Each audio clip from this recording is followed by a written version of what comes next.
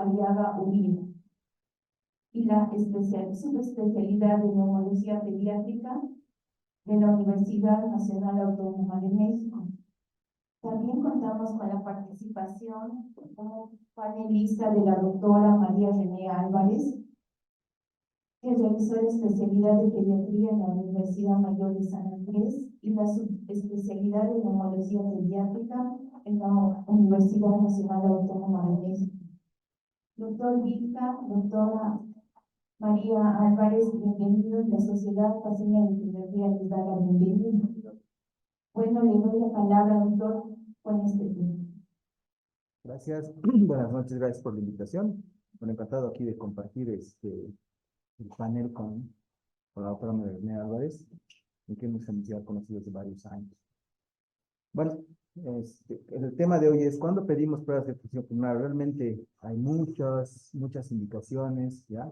Sin embargo, algunas son más precisas para el tema de pediatría, ¿ya? Entonces vamos a empezar diciendo de qué se trata esto, ¿no?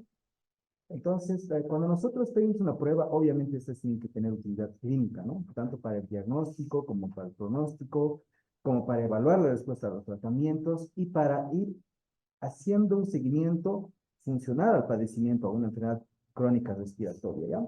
Y también nos va a servir de pronóstico para diversas enfermedades, ¿no? Aunque está su uso ampliamente difundido para el asma.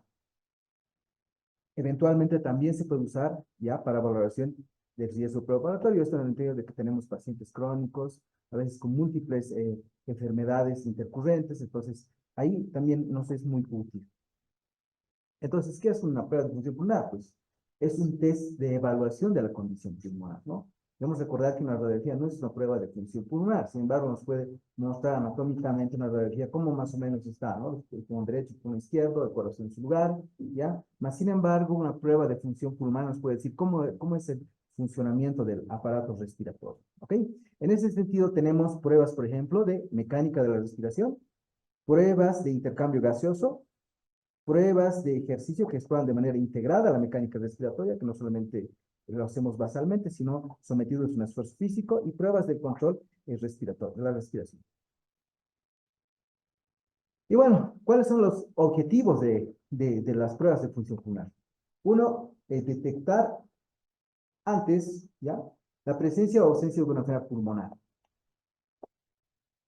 Cuantificar la magnitud de este compromiso en cuanto a la función pulmonar. Muchas veces queremos determinar el efecto, ¿ya?, del tratamiento que hemos iniciado hacía tiempo, ¿ya? En otras ocasiones, ya en sujetos más grandes, que no necesariamente son niños, también es útil para medir el efecto a la exposición de la ocupación, del trabajo ocupacional o ambiental.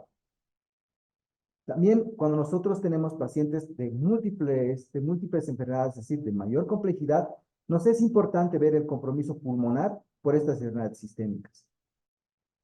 Y también en adultos ya más grandes o en personas que están con alguna discapacidad, nos sirve también para evaluar esta discapacidad. Ahora bien, cada vez es más frecuente, bueno, hay niños que sobreviven ya a diferentes enfermedades, y hemos tenido una seguidilla de casos de neumonía complicada, ¿no? Y la recomendación a largo plazo es evaluar esta resección, cómo nos ha ido, ¿no? Entonces también las pruebas de función pulmonar son útiles para esto, ¿no? Y también pueden usarse no solamente después, sino antes de la resección pulmonar, ¿no? En casos que están programados, que no son agudos, ¿ya? También, por otro lado, es útil en la evaluación anestésica. También se puede realizar el diagnóstico inicial de disnea, por ejemplo, ¿no? Hay muchos pacientes ya adolescentes que llegan con dolor precordial o presión torácica, ¿no? Donde el cardiólogo ha sido evaluado, tiene ecocardiograma, electrocardiograma, y el paciente no tiene nada. Llega a la consulta de nosotros y llegamos al diagnóstico de certeza a través de las pruebas de función pulmonar, ¿ya? Y finalmente, algo para los atletas de alto rendimiento es determinar el grado de entrenamiento físico. En ese sentido, en esta parte, nosotros tomaremos en cuenta lo que es la espirometría, la difusión de monóxido de carbono, la oscilometría de impulso y FEM. Básicamente son pruebas mecánicas, algunas de intercambio gaseoso y otra de exhalación en partículas por billón del óxido nítrico.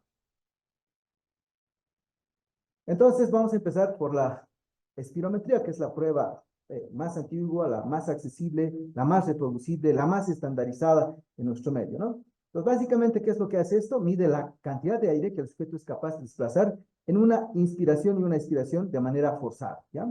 Por lo que va a depender esto del calibre de los bronquios, ¿ya? Y de las propiedades elásticas del tórax y de los pulmones, así como de la integridad de los músculos respiratorios. Entonces diremos así que la espirometría es el estándar de oro para identificar obstrucción bronquial, ¿ya? Sin embargo, debemos de conocer las limitaciones de la espirometría, como por ejemplo no podemos evaluar la capacidad pulmonar total. Sin embargo, nos sirve para detectar obstrucción, que de lejos es una de las causas más frecuentes de enfermedades respiratorias en nuestros niños. Entonces, como pueden ver, esta es una espirometría, ¿ya? Que tiene criterios de aceptabilidad y repetibilidad, ¿ya? Dicho de otra manera, que tiene estándares que garantizan que este estudio está bien hecho, ¿no? Ustedes cuando vayan a ver este estudio, no sé si alcanzan a ver mi cursor, ustedes cuando vayan a este estudio, ustedes solamente van a ver estos parámetros, ¿ya? ¿Ya? Estas curvas. Sin embargo, por detrás hay una serie de cosas, ¿no? Como por ejemplo, cómo está sentado el niño, ¿ya? La característica técnica de cómo está pinzada la nariz, ¿ya? Cómo toma el espirómetro, ¿ya? Cómo se ha calibrado, ¿ya? Qué tan repetibles y qué tan aceptables, es decir, estándares que nosotros debemos exigir para la realización de este estudio de espirometría, ¿no? Solo así podemos garantizar que este estudio esté adecuadamente hecho y que lleguemos al diagnóstico, ¿no? Hace un momento conversábamos con María René y nos preguntábamos cuáles son las ecuaciones. Más adelante, casi al finalizar la ponencia, veremos algunos ejemplos de cómo se ha subestimado y en algunos estudios salió normal lo que evidentemente era anormal, ¿ya?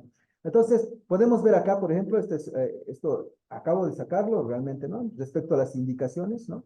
De pediatría, ¿no? Pediatría. También vamos a ver las otras indicaciones. Sin embargo, podemos decir que nos sirve para el diagnóstico de enfermedades pulmonares, ¿ya? Evaluación de la progresión de la enfermedad, evaluación de la respuesta a la terapia, pronóstico, ¿ya? Evaluación de riesgo operatorio, monitorizar eventos adversos de los medicamentos, ¿ya? Puede ser investigación, por ejemplo, nosotros sugerimos que en la altura es diferente, ¿ya? O puede ser evaluación epidemiológica, ¿no? Existen sensibles contraindicaciones, sin embargo, no están tan normales, puesto que la espirometría, al ser básicamente un examen inocuo, ¿ya? Que no es invasivo, pues dependemos más de la colaboración que esto, ¿no? A esas indicaciones capaz, yo le pondría una más, ¿no? Que facilitan el apego al tratamiento de los padres, ¿no? Yo creo que esa indicación va apegada a todas las otras pruebas de función pulmonar, porque cuando nosotros tenemos pacientes en el cual existe duda razonable del diagnóstico, cuando el papá tiene una prueba sólida en la mano de que tiene el problema respiratorio, la enfermedad crónica, usualmente existe un adecuado apego al tratamiento. Entonces, yo creo que eso también deberíamos tomarlo en cuenta, ¿ya? Entonces, en ese sentido, habíamos dicho que las indicaciones, ¿ya? Básicamente son enfermedades respiratorias crónicas, ¿no? Que pueden ser manifestadas, por ejemplo, por disnea, tos, ¿no? Adventicios como estridor, ¿no? O podemos ver a niños que tienen algún tipo de deformidad torácica. Estos también son útiles, ¿no? Ahora, también se puede evaluar la evaluación del impacto pulmonar sistémico, ¿no? El nicho de enfermedades pulmonares sistémicas como lupus eritematoso, ¿no? Por ejemplo. Igual debemos nosotros evaluar, aunque no bien, la espirometría no es una prueba que pueda ayudarnos a evaluar adecuadamente. Existen otras pruebas, como por ejemplo la de intercambio gaseoso, que también puede ayudarnos a evaluar el compromiso sistémico, ¿ya? En todo paciente neuromuscular igualmente debe evaluarse, ¿ya? La debilidad de los músculos respiratorios. También podemos utilizar, si ya hay más adultos, el riesgo de enfermedad pulmonar, ¿ya? Habíamos dicho previamente que el riesgo preoperatorio en pacientes programados es muy útil y en adultos, evidentemente, es más útil todavía en pacientes que tienen enfermedad pulmonar obstructiva crónica, ¿ya? Habíamos dicho hace un momentito que también es útil para evaluar, ¿no? Para monitorizar el seguimiento de esas enfermedades crónicas, ¿no? Pulmonares, ¿ya? Que no necesariamente son asma, ¿no? Y en adultos, obviamente, es importante la enfermedad pulmonar obstructiva crónica, ¿ya? Y también dentro de lo que es salud ocupacional. Capaz acá habría que añadirle una cápite, ¿no? Actualmente sabemos que los menores de 18 años ya están asistiendo al premilitar, ¿no? Entonces, hay muchas instituciones que ahora sí están pidiendo pruebas de función pulmonar para la realización del servicio premilitar, ¿no? Entonces podríamos añadir que es una indicación más, ¿ya? Y evidentemente, dentro de lo que es salud pública, se usa para generar ecuaciones, ¿no? Instaurar o buscar pacientes seleccionados para programas de rehabilitación.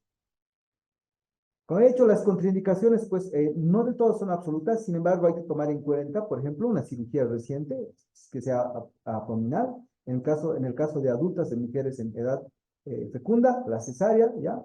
También en pacientes que han tenido cirugías oculares, que han sido sometidos a neurocirugía, vasculares, o ya adultos ya en cirugía de marcapasos. Evidentemente es importante tomar en cuenta las infecciones respiratorias activas, óticas, en nuestro caso, o en nuestro ambiente, por ejemplo, la tuberculosis, ¿no? Y otras ya que se refieren más al adulto, ¿no? Sin embargo, en cuanto al niño, podemos hacer mención del ducto de red pleural, el neumotórax, ¿no? Eso es algo que no nos va a ser muy útil en el momento de indicar la espirometría, ¿no? Si ustedes pueden ver, por ejemplo, acá, en cuanto a las contraindicaciones absolutas, ¿no? Casi son todos del adulto, ¿no? Hay muy pocas que, por ejemplo, podríamos decir un aneurisma óptico que es extraordinario en niños, que es, digamos, una contraindicación para niños, ¿no? Entonces, ya hemos dicho que la espirometría más bien es una prueba inocua que es muy útil, ¿no? Ahora bien, si bien la espirometría es una prueba basal que no requiere esfuerzo, ¿ya? También podemos hacer uso de esta otra herramienta que se llama prueba de retrobronquial ejercicio, ¿ya? Que es una prueba que ya no es basal, sino más bien el niño es sometido a un esfuerzo físico, ¿ya? También se puede hacer de dos maneras, se puede hacer a través de la espirometría o a través de la oscilometría. Esto va a ser útil en pacientes que tienen síntomas de obstrucción bronquial y cuya espirometría en reposo, ¿ya? Es normal. O en pacientes que tengan síntomas, ¿ya? Durante un esfuerzo físico, ¿no? El paciente, la mamá te dice que corre y empieza a toser, ¿no? O le duele el pechito, ¿ya? Entonces, nosotros lo que pretendemos es explorar si el ejercicio induce obstrucción bronquial. En ese sentido, ¿ya? Este gráfico es muy explicativo, ¿ya? Donde nosotros estamos buscando a través de un estímulo, ¿ya? Indirecto, ¿ya? Estamos buscando deshidratar la vía aérea, ¿ya? Deshidratar la mucosa, ¿ya? E inducir al estrechamiento de la vía aérea, ¿no? Entonces, en ese sentido, ¿ya? Cuando nosotros estamos pensando en hacer esta prueba, debemos tener en cuenta que debe tener una historia sugestiva de asma, una sintomatología atípica que únicamente se manifieste con tos crónica o presión torácica, ¿ya? ¿Ya? Que el sujeto tenga sintomatología de hiperreactividad, ¿ya? Y que, bueno, que también tenga una espirometría que sea normal. O en sujetos que esté contraindicado el uso de la metacolina. En nuestro caso no está contraindicada la metacolina, sin embargo no tenemos la metacolina en nuestro medio, ¿no? Entonces, para ese cometido, el espirómetro debe prepararse de manera, como habíamos dicho, ya estandarizada, calibrarse, ¿ya? Debemos verificar que tengamos las condiciones climatológicas adecuadas, que justo La Paz se encuentra dentro de este parámetro, es decir, que tengamos una temperatura entre 20 y 25 grados, ¿ya? Que tengamos una humedad relativa menos del 50%, como decíamos, eso es La Paz, ¿no? Verificar un buen funcionamiento de la banda corredora, un cicloergómetro que también se puede hacer, ¿ya? Verificar que los aparatos con los que vayamos a monitorizar estén adecuadamente funcionando y contar con una escala de Borg modificada, ¿no? Como podemos ver acá, por ejemplo, este niño, por ejemplo, si se puede ver la parte posterior, tiene la escala de Borg, ¿ya? Estamos monitorizándolo, ¿no? La oximetría, le tenemos la punta nasal, ¿no? Y bueno, básicamente ahí empezamos, lo sometemos al esfuerzo durante 5 minutos, a un esfuerzo máximo, preguntándole al niño cómo se siente, si está cansado, muy cansado y si puede con eso, ¿no? Básicamente lo que estamos buscando en esto es esta caída que se puede ver en el gráfico del lado derecho, ¿no?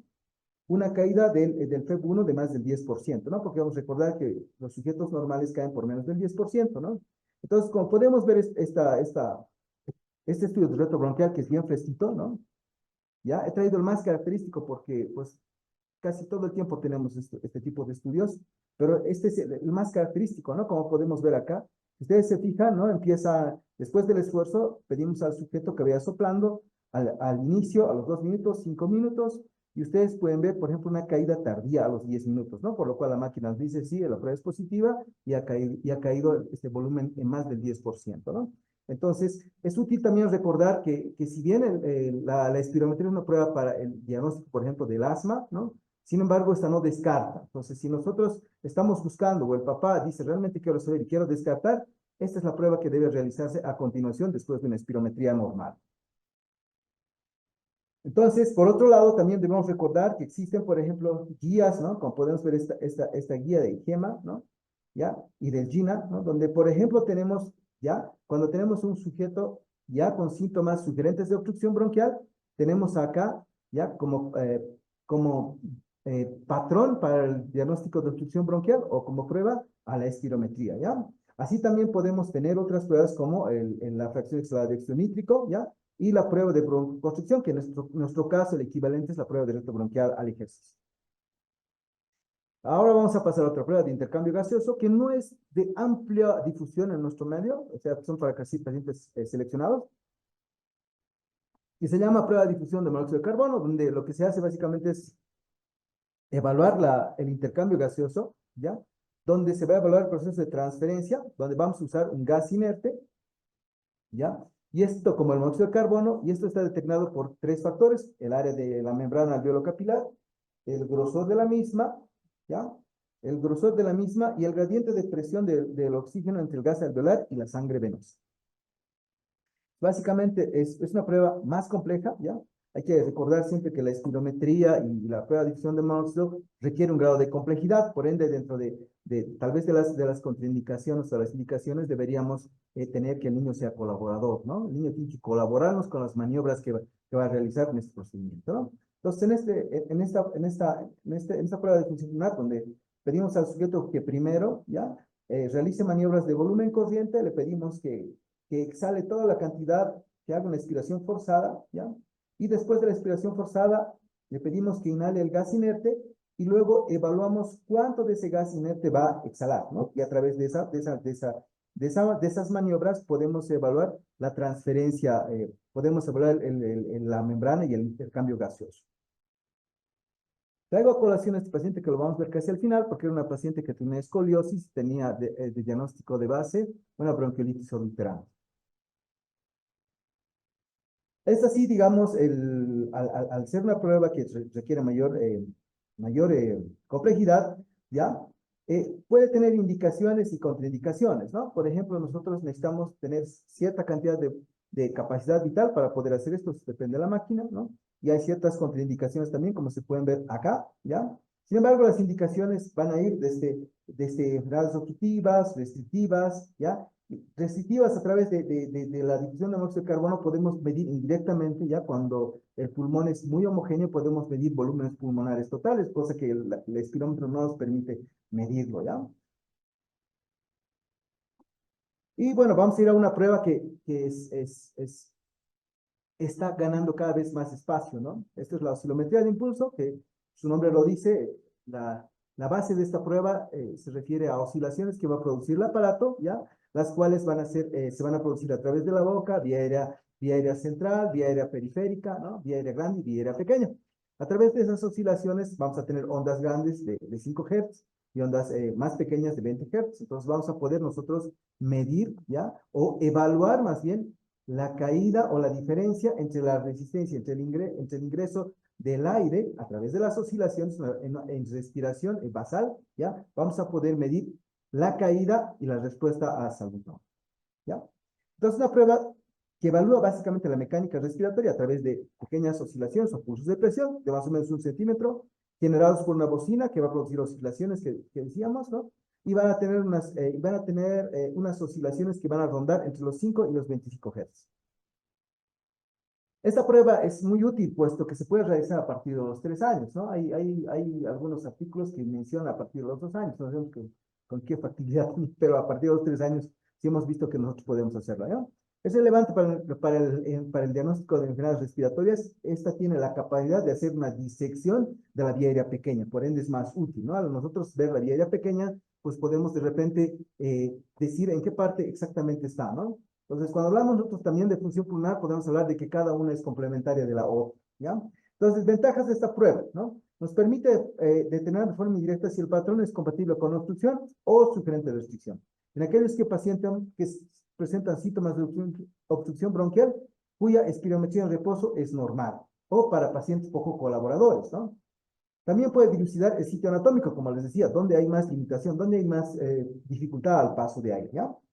Y la medición de la reactancia puede ser de utilidad en enfermedades que afectan la distensidad toracoabdominal, ¿ya? Por ejemplo, las enfermedades intersticiales, las neuromusculares, ¿ya? O de la caja torácica, ¿no? Entonces, por ejemplo, cuando nosotros hablamos de afectación de la vía aérea pequeña, ¿no? ¿Ya? Clásicamente se dice que el FEV2575 de una espirometría nos va a analizar la vía aérea pequeña, ¿no? Sin embargo, todavía esto está en duda, ¿no? Porque hay muchas escuelas que dicen que sí, y hay muchas escuelas que dicen que no. Sin embargo, donde no hay duda y está todo claro es respecto a la oscilometría. Esa sí nos va a identificar la vía aérea pequeña, ¿no? También podemos usar otros exámenes ya para evaluar la vía aérea pequeña a través de la tomografía, por ejemplo. Bueno, este es un examen de oscilometría de impulso donde nosotros usamos las ecuaciones de la doctora Gochicua Rangel de México, que son las que más se adecuan a nuestra población, ¿no? Donde ustedes pueden ver, por ejemplo, cómo el sujeto está acoplado a la bocina, ¿no? Con las manos en ambas mejillas y hace maniobras de volumen corriente, es decir, sin mayor esfuerzo. Lo único que necesitamos es que se apegue, se ponga las manos en la mejilla y pueda realizar alrededor de 30 segundos maniobras de ventilación corriente, ¿no? De volumen corriente, ¿no? Entonces, a través de esto nosotros vamos a evaluar un estado sin salbutamol y con salbutamol, pre y post broncodilatador. Y vamos a ver las respuestas, si hubo o no hubo, ¿no? Y como habíamos dicho, nosotros a través del R5 veremos la resistencia total en la vía aérea central, ¿ya? Digo, la vía aérea total, y a través del R20 la vía aérea grande, y cuando hacemos la diferencia tenemos la vía aérea pequeña, ¿ya? Entonces, es un poquito difícil al inicio, pero como ustedes pueden ver, acá, por ejemplo, en cuanto a la resistencia, podemos ver la parte basal, que está separada de lo que es la respuesta broncodilatador, ¿no? Que está graficado acá, y acá se puede ver eso mismo, esa respuesta, ¿no? Entonces podemos nosotros evaluar la vía aérea pequeña, sabemos que la vía aérea grande o la vía aérea central va a representar el 70% aproximadamente de la resistencia, y la diferencia en la vía aérea pequeña va a representar el 30%, ¿no? Entonces a través de esa medición vemos dónde exactamente está la mayor obstrucción, ¿no? A paso de aire. Entonces, ¿para qué además nos va a ser útil, ¿no? Las indicaciones van a ser la caracterización de anormalidades funcionales en las respiratorias, como por ejemplo, habíamos dicho, donde tengan problemas en el intersticio, en la distensidad. Por ejemplo, es muy útil para niños con lancete de displasia muscular, aquellos que puedan colaborarnos, ¿no? Fibrosis quística, lo que no es tan usual en nuestro medio, pero yo pienso que cada vez va a ser más visible por el tema de universalización, ¿ya? El asma, ¿ya? Y en adultos la enfermedad pulmonar obstructiva crónica, ¿ya? Es una prueba diagnóstica útil para identificar niños con asma y la respuesta bronquial al broncodilatador. Y bueno, cualquier tipo de enfermedad que tenga que afectar a la vía aérea, ¿ya? No existen contraindicaciones, afortunadamente, ¿ya? Requiere muy poca colaboración. Sí es importante, a veces tenemos niños, por ejemplo, que tienen datos de obstrucción bronquial, ya, o que tienen algo que está muy de moda, como es el TEA, por ejemplo, ahí tenemos un poquito de dificultad, puesto que los niños con TEA, cuando escuchan las oscilaciones, que es un ruido intermitente, pues como que se asustan y colaboran poco, ¿no? Entonces, en este sentido, lo que hacemos con los papás, les decimos que vayan acostumbrando al niño a este ruido, ¿no? Y que el niño pueda colaborar y pueda realizar este estudio, ¿no? Y bueno, vamos a pasar finalmente a la prueba de la fracción exhalada de dióxido nítrico, ¿no? Que no es más que un gas lipofílico de vida media muy corta, ¿no? Y que tiene diferentes isoformas. A nosotros nos importa el exhalado, el inducido, ¿no es cierto? Entonces, todas estas pruebas de función pulmonar, por si acaso, se realizan en nuestro medio, ¿no? O sea, como podemos ver aquí, es un sujeto boliviano, ¿no? Que está haciendo esta prueba de función pulmonar, ¿no? Y bueno, no requiere mucha colaboración, afortunadamente, ¿no? Y tenemos condiciones también sensibles que hay que tomarlas en cuenta en el momento que vamos a hacer este estudio, ¿no? Por ejemplo, hay condiciones que van a aumentar, por ejemplo, la fracción exhalada de dióxido nítrico, ¿no? Como por ejemplo, la expresión de aeroalergenos, la contaminación, ya, el apnea, ya, el apnea inducida, ya, las bronquictasias, ya, la rinitis, las bronquiolitis post-trasplante, alveolitis, ¿no? Y van a ser cosas que, por ejemplo, van a disminuir, que pueden ser desde la cafeína, menstruación, la menstruación en las adolescentes, ¿ya? Y la neumonía, ¿no? Y a ver, causas también que disminuyen. En ese sentido, ahorita se están intentando implementar unas pruebas de fracción exhalada de dióxido nítrico nasal, ¿ya? Pero eso es tema de otro día. Entonces, a nosotros lo que vamos a hacer es pedirle al sujeto que respire a volumen corriente y de repente le vamos a pedir que exhale, ¿ya? La mayor cantidad de aire, y eso vamos a medir en partes por billón, ¿ya? Es una prueba relativamente sencilla. Según el estándar deberíamos hacer 3 pruebas. ¿Ya? Entonces, ¿para qué nos va a servir esto, no? Tenemos las indicaciones, ya como habrán visto en la guía hace un momento, digamos pues atrás, podemos volver acá, ¿no? En la guía, por ejemplo, de GEMA y del GINA, ¿ya? La fracción exhalada de dióxido nítrico ya está como parte del diagnóstico, ¿no? Como parte del protocolo diagnóstico, ¿ya? Para el diagnóstico de asma, ¿no? Entonces, en ese entendido, es algo que tenemos que ya ir haciendo uso de esta prueba, de esta herramienta diagnóstica, ¿ya? En ese sentido, nosotros, ¿no? Entonces, en ese sentido, nosotros podemos decir que ayuda al diagnóstico de asma, nos ayuda a fenotipificar, ¿ya? A predecir la respuesta al tratamiento con esteroides o a graduar si necesitamos aumentar o disminuir, establecer el diagnóstico de inflamación eosinofílica de la vía aérea, lo que es fenotipificar, monitorizar la inflamación de la vía aérea en pacientes asmáticos, útil para el diagnóstico diferencial de niños preescolares con sibilancias, ¿no? Esto es un aspecto que varias veces nos habíamos sentado a conversar con la doctora Asturizaga y con la doctora María René Álvarez, y a veces con Edgar, ¿no? Porque hay muchos pacientes que no tienen respuesta positiva broncodilatadora, ¿no? Entonces tenemos que nosotros hacer el diagnóstico diferencial. Ya, entonces, lo que sí, como contraindicación en realidad, es que el sujeto no pueda realizar la maniobra, es decir, un sujeto que no pueda colaborarnos, ¿no? O que sujetos que no presenten condiciones favorables que favorezcan la elevación de los valores del feno, por ejemplo, aquellos que habíamos dicho la cafeína, ¿no? Algunas condicionantes de alguna entrada intercurrente, ¿no? Que puede hacer que esto salga irregular, ¿no? Adicionalmente a esto también nos habían hecho mención de que la altura, ya en la altura la cantidad de la fracción de óxido nítrico era menor. Entonces, por ende, el momento que uno adquiere el aparato tiene que verificar que la calibración sea adecuada para el nivel de altura en el que vivimos, ¿ya? Entonces, esos son los posibles escenarios, ¿no? Cuando hablamos de niños, a menos de 20 partículas por unidad, pues esto es normal, ¿no? Decimos intermedio entre 20 y 25, ya nos espantamos cuando esto es mayor a 35, ¿no?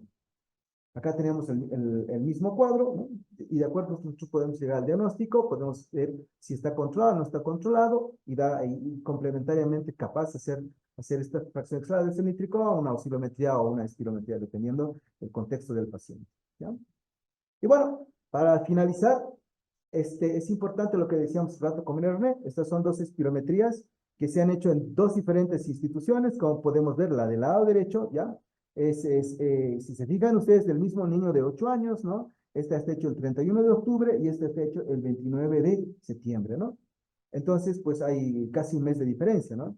Entre una y otra. Entonces, podemos decir que razonablemente las espirometrías están aceptables. Sin embargo, acá podemos ver que los límites o el parámetro con el que se va a comparar, que se llama LLN, y aquí el predicho, son diferentes. Esto es porque son ecuaciones que no se han usado en sujetos que viven en la altura, ¿no? Sin embargo, el que se está usando ya es el que más se aproxima, porque acá, como pueden ver acá, el diagnóstico ya está hecho. Sin embargo, este está normal, ¿no? Esto es lo que conversamos entonces un momento, ¿no? Que desafortunadamente podemos hacer el subdiagnóstico, no podemos hacer el diagnóstico adecuado, hay un subdiagnóstico de asma, ¿no? ¿Por qué? Porque no tenemos las ecuaciones adecuadas para la altura, ¿no? Y esto ya se había hecho mención en diferentes congresos, diferentes países que viven a la altura. Debemos recordar que La Paz vivimos a 3.600 metros sobre el nivel del mar, lo que es catalogado como muy gran altura, ¿ya?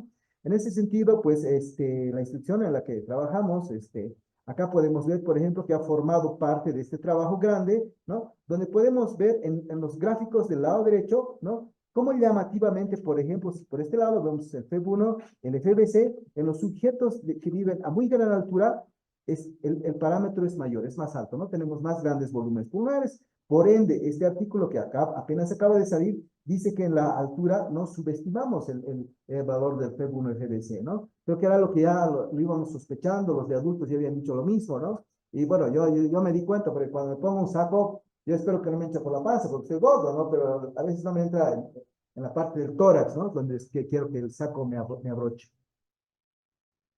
Y bueno, aprovechando este estudio que estamos realizando en la institución donde estamos, habíamos decidido hacer la oximetría de pulso en altura, ¿no? Y estamos ya, más o menos aquí hemos llegado a poner 206, nos falta todavía 100 sujetos. Sin embargo, esto es algo que me llena de alegría, ¿no? Y debo agradecer a varios colegas, al doctor Mauricio Mendoza, a la doctora Aldana, ¿no? Que es todavía residente de pediatría, ¿no?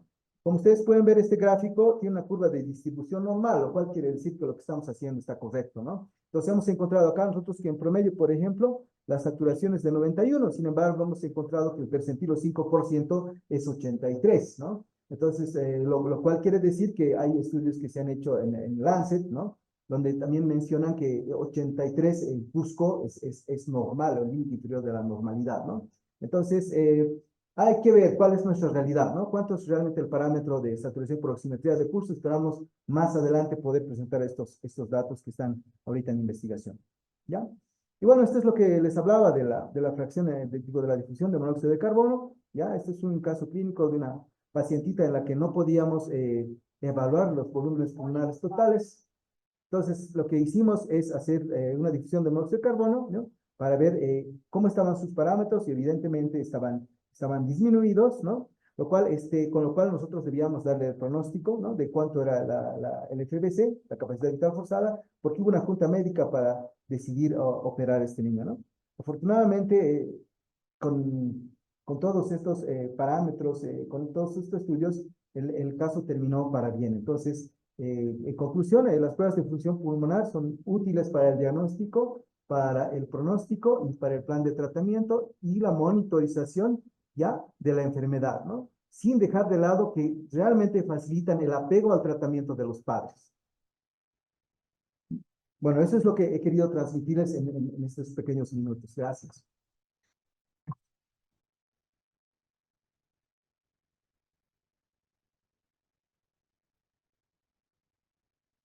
Agradecer al doctor Vilca por su excelente presentación. Bueno, ahora voy a ceder la palabra a la doctora Álvarez frente a sus experiencias de usted.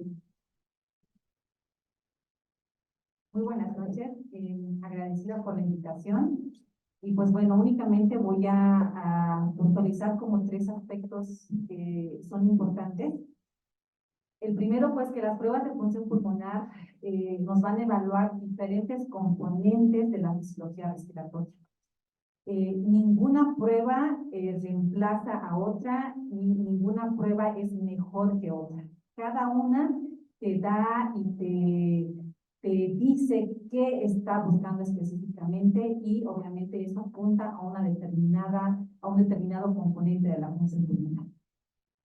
Segundo punto que quiero mencionar es, pues, como ya lo ha mencionado Nelson, la espirometría es la base o la piedra angular de la fisiología respiratoria. Es la prueba más antigua, es la prueba que está más estandarizada. ¿A qué se refiere cuando hablamos de estandarizada? Eso quiere decir que yo estando en Bolivia, interpreto los aspectos técnicos son iguales como si yo estuviera en Chile o en Perú o en Argentina. Eso quiere decir que hablamos el mismo idioma desde el punto de vista de fisiología respiratoria. Estas pruebas, toditas estas pruebas que ha mencionado Nelson, todas están estandarizadas, todas tienen aspectos técnicos que cada uno tiene que ir cumpliendo. Tienen criterios de aceptabilidad, tienen criterios de repetibilidad, tienen calidades, te indican cuándo una prueba es interpretable y cuándo no. Entonces, cada una de esas pruebas tienen aspectos técnicos que a la hora de interpretar o de ver un reporte de estudio de función pulmonar, pues tenemos que verlo, conocerlo y saberlo.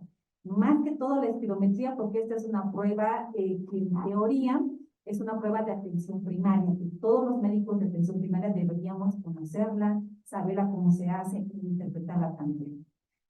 Otro punto importante que quiero tomar en cuenta es la edad.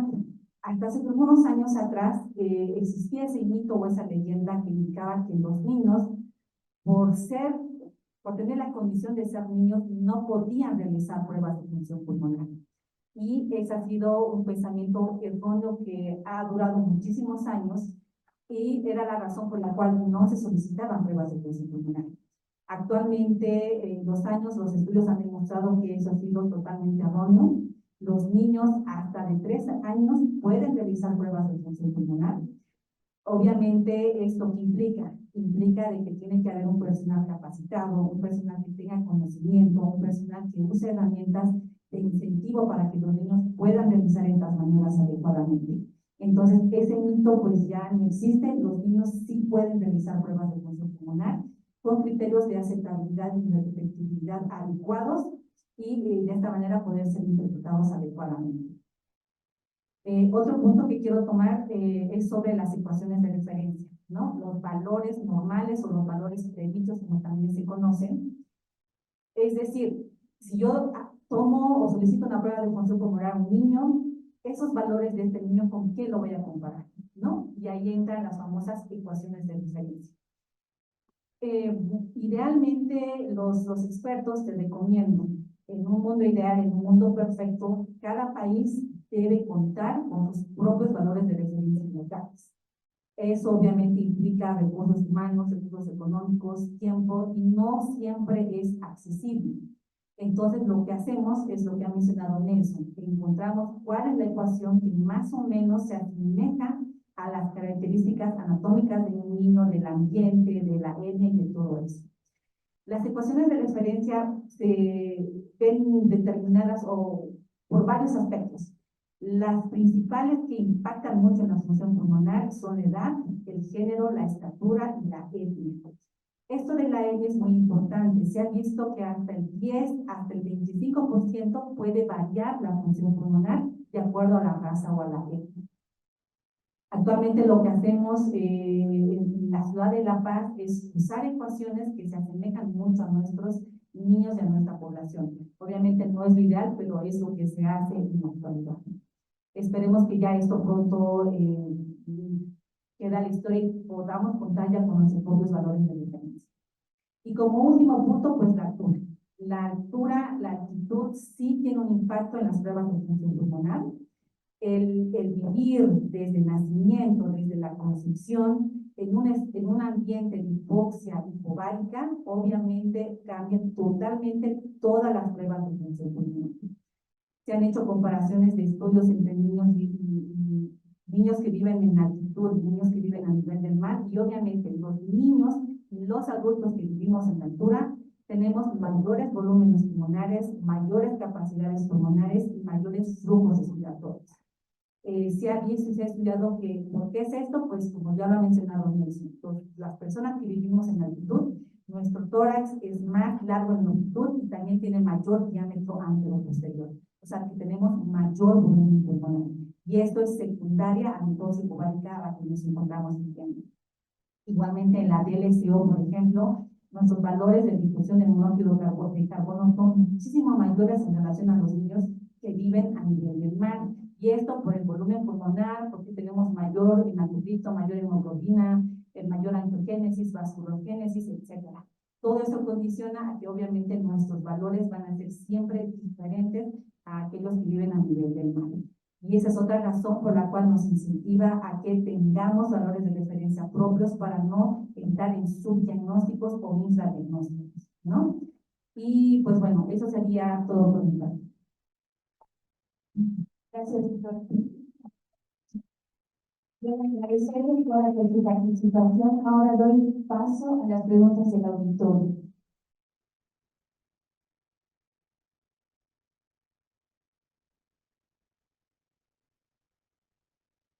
Bueno, agradecer al doctor Vinca y a la doctora Álvarez por su brillante presentación. Creo que no hay ninguna pregunta, todo ha sido claro. Y gracias porque nos han dado más pautas para nuestra atención, como la doctora mencionaba, nuestra práctica diaria en nuestra población infantil. Entonces, también agradecer a todo el auditorio por participar y también la Sociedad Paseña de Pediatría les invita a que sigan participando en esta gestión. Tengan todos muy buenas noches.